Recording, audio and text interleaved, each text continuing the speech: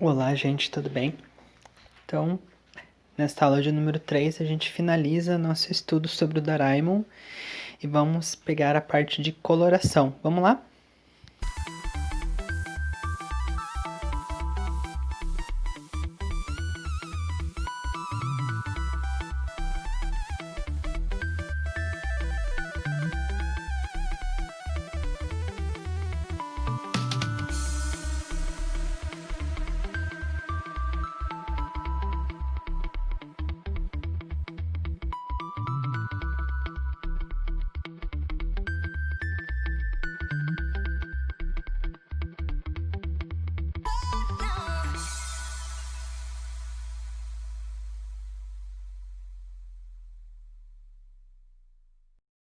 Então, gente, nesta aula vamos ver um pouquinho sobre a coloração, pintar com lápis de cor.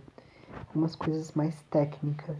Então, dá pra gente ver aqui por essa imagem que nesses 3 quadradinhos que temos aqui, diferentes formas de se colorir com lápis de cor, com uma única cor, usando mais de uma cor.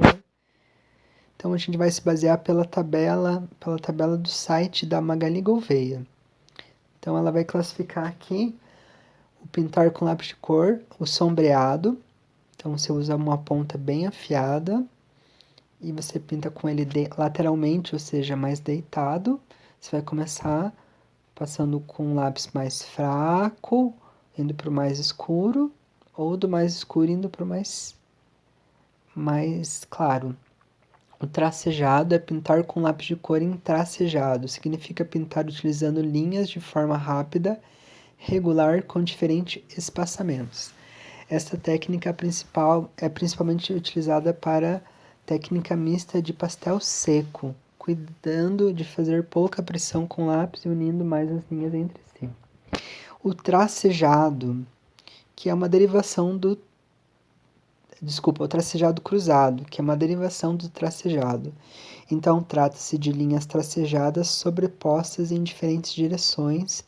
Pode-se utilizar uma cor ou várias cores para criar efeitos de textura. Então, aqui pode fazer uma cor em um sentido, uma cor em outro sentido. Pode trabalhar 2, 3, 4 cores. E outras técnicas que a gente tem, ó, o tracejado circular, através de sobreposição de pequenos círculos rapidamente desenhados, obtemos este efeito. Pode-se utilizar uma ou várias cores produzindo ricos efeitos de textura. Marcas direcionadas, traços curtos seguindo uma direção específica, contornos curvos de forma a imitar madeixas de cabelo e relvado. Mediante a utilização de 2 cores densamente sobrepostas, pode ser realizado efeitos fantásticos de sombras em ricas texturas. Então é para fazer, por exemplo, labareda de fogo, como se estivesse vendo uma planta, uma folhagem, uma vegetação, marcas de incisão. Da mesma forma que se realiza com lápis grafite, ela não é portuguesa, essa mulher, então às vezes ela escreve umas coisas que ficam com um sentido meio estranho. Podemos conseguir este efeito com lápis de cor, sobrepondo 2 cores e depois fazendo ligeiras incisões para deixar à vista a cor inferior, ou fazendo incisões no papel antes da aplicação com lápis a cor de forma a ficar em linhas a mostrar a amostra da cor da superfície do papel. Tá? Então, é quando você desenha com uma cor clara, daí você vai passar a mão mais escura, por exemplo. Aí você raspa a mais escura para de baixo aparecer. Brunidura é um processo parecido também, usando camadas. São camadas de cor sobrepostas aplicadas densamente e com pressão a fim de encher a textura do papel e produzir uma superfície de aspecto sedoso. A imagem mostra o efeito de brunidura e o efeito de sobreposição da camada tradicional para perceber melhor a diferença. Então, A primeira que foi feita a brunidura e a brunidura então é você alisar, esfregar com uma outra coisa para as duas cores se mesclarem bem.